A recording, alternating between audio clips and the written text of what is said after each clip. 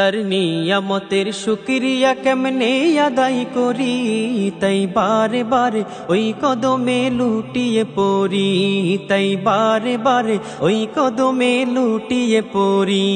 তার নিয়ামতের শুকরিয়া কেমনে আদায় করি, তাই বারে বারে ওই কদমে লুটিয়ে পড়ি, তাই বারে বারে ওই কদমে লুটিয়ে পড়ি।